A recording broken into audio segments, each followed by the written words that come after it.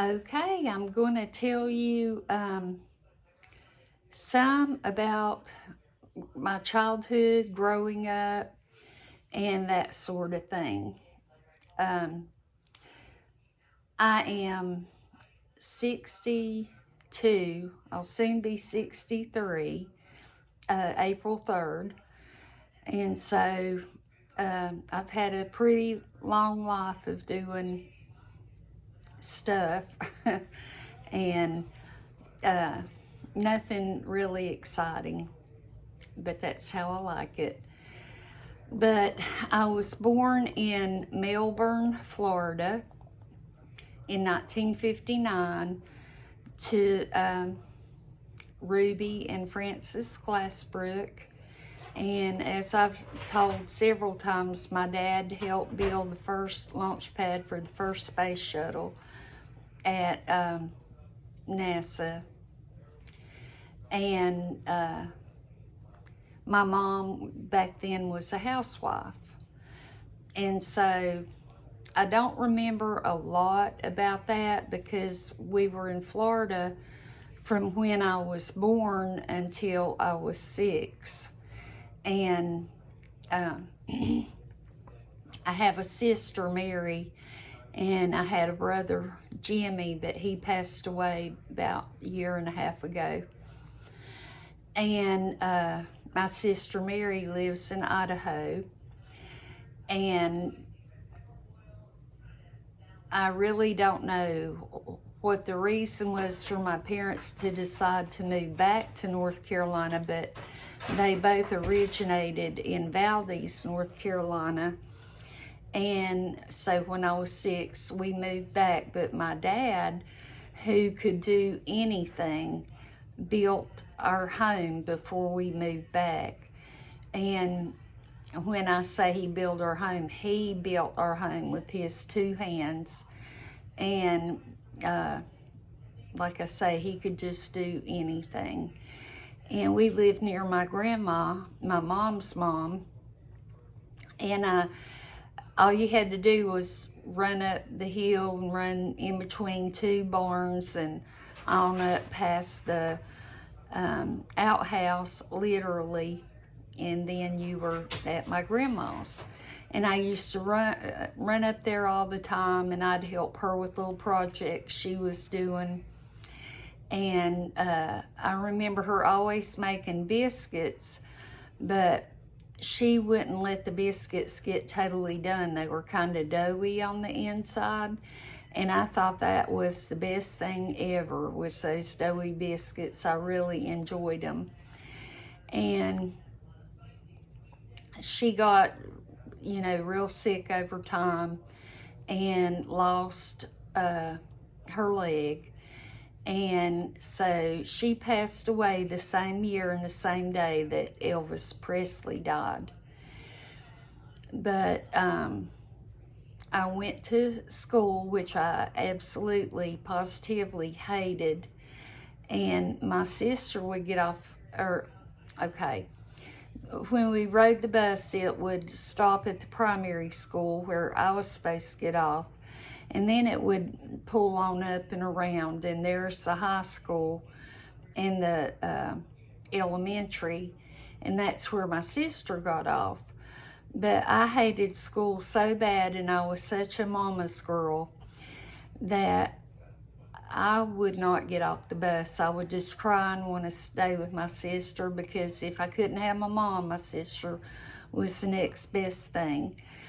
And so then I would get off up at the high school where the rest of the bus got off at, and then she would have to run me back down to the school.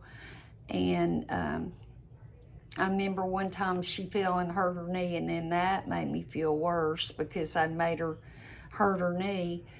But finally I got through all that. And I'll just say things as I remember them. It probably won't be in order. Like in 8th grade, I was the manager of the basketball team. I really enjoyed that.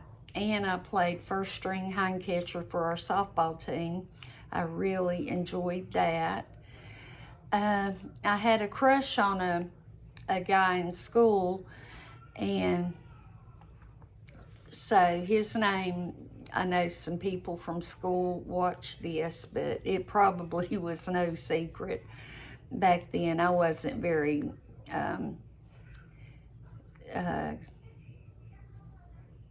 slick about liking this guy. But his name was Jeff Hyde, and I just really thought he was so cute and sweet and everything. And in one class we had together, I would hurry to get to that class so I could sit behind him and bug him. But he and his family, he had a twin brother named Jerry, and their family lived right near the big graveyard in Valdez. And everybody said that the joke was that everybody is just dying to go see the Hydes, that was their last name, because of the graveyard, dying to go see them. Yeah, it was a pretty lame joke. But Valdez was just a small town, and it still is just a small town. And there's a bakery there, and like you could go in back then and the lady would give you a broken cookie, or if there weren't any broken cookies, she would break a cookie and give it to you. You could get fresh, soft, delicious bread there in their outlet.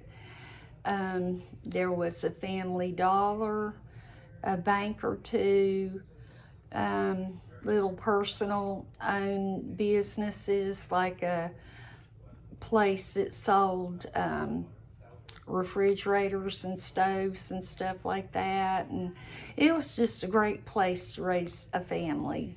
It was just wonderful. You know, everybody knew everybody, and it was a lot of fun. I used to go over to the community center almost every day, and I would play tennis with usually this girl Maria, but sometimes I would play with other people if she wasn't there, and I really loved to play tennis. And to tell you how small it was, the town, I would go to the library, which was old and stuffy and dusty and spooky and all that, and the librarian, who was a much older lady back then, had to go somewhere on vacation or some reason. She had to be out for several days, and she asked me, this young kid, to come be the librarian for those few days, and I did, and it was a lot of fun to do that. There wasn't a whole lot to the job, just putting the books back where they belonged, which wasn't anything to it, and checking books in and out. And so I did that, and my dad died then when I was I have never got it stuck in my head the age I was when my dad died. I don't know why, but and it's kind of the same with my mom too. Maybe it's because I just don't want to deal with it or whatever, but I was around 13 when he passed away, maybe 12. But we had gone up to the VA hospital in Asheville because he was going to have open heart surgery.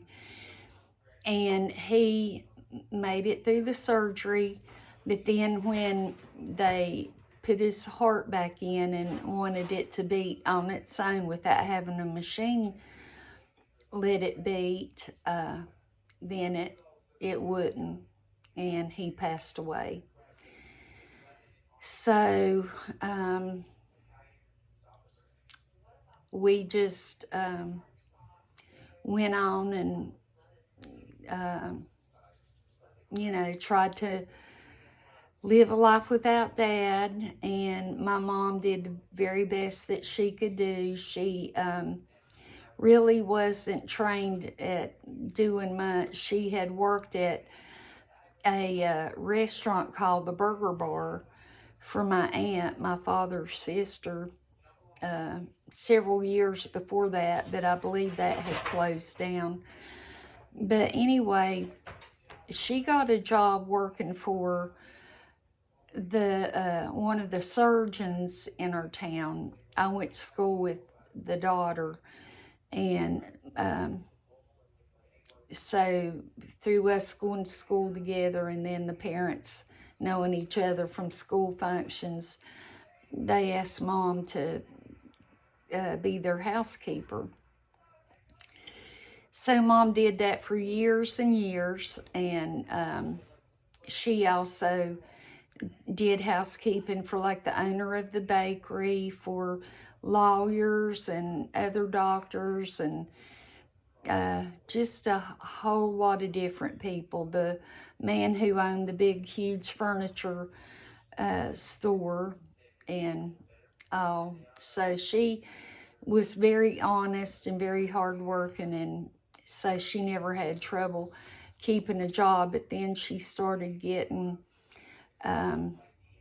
where she couldn't get around as good, and she was in a wreck where at lunchtime, an older man was drunk, and he was driving, and he went through a stop sign and hit Mom, and broke her leg, I believe, and did more damage. Anyway, she had to go in rehab for a while, and she never did get back to the same physically because of that. And so when I was, I want to say 15, but in a way I feel like I was younger, I got a job at the recreation center in Valdez, and I worked in the bowling alley part, giving the shoes, setting the pins, and things like that. And of course, for a kid, having a job where you get to do all that, that was fun. And later on, I did some waitressing, and I went to work at Saft America, which, now this is when Caleb was just a baby, but it's where they made batteries for Desert Storm, and I worked there throughout all that. And then I went to work for Sheford Mills, and I was a yarn winder, and that was third shift. And if you've ever worked third shift, you know that it will mentally just bake your brain, not getting enough sleep and stuff. And though I enjoyed the people I worked with, and I didn't mind the job, even though it was hot and yucky, I really didn't mind it, but I did mind that third shift, so I didn't do that but like maybe 3 years. And I worked at the beauty shop, and I can't think of where else. Well, the very last job that I had was a manager for a Max's Mexican Eatery, and I did that. And then, for whatever reason, I quit. And then they, maybe not quite a year later, they asked me, would I please come back? And I did. And I didn't last a real long time that time because things had just changed, and it was really hard work because it was not a huge restaurant, and you had so much work on you, and I just couldn't do it after a while. And my parents were very, very strict and very overprotective. Like, we couldn't cross the street by ourselves. We couldn't join the Girl Scouts. We couldn't go to a birthday party. About anything you can think of, we weren't allowed to do. And it wasn't because my parents were mean. It was just they were very protective and trying to keep us from getting hurt in any kind of way. And I'm sure there are things that I'm letting it or not thinking about. I'll tell you about how I met my first husband. My sister and her friend and I went to a dance place. And this is back during disco time, because I remember they'd play the car wash and I loved to dance to the car wash. And so this guy had gotten interested in me, and we danced and stuff together. And then it was about time to go home. And this other guy came in, and the other guy is my ex-husband. And so he saw me and he liked me, and I thought, well, this is a change. You know, I hardly ever get one guy interested in me, much less two. But he wanted to know if he could call me and see me and stuff, and I said yes. And so we did that for a while and all, and then he asked me to marry him, and we got married, and we were like oil and water, just did not get along. And so after a time, we just got a divorce. It was, you know, he wouldn't work, he was abusive, and so that's a long time ago. And the last I heard, because I'm still friends with his sister and his mom, is that he's in hospice care. And so I don't wish him any ill will. And I just hope that things go smoothly for him when the next phase of his existence happens. So that is really all I can think of to tell you. I've enjoyed my life.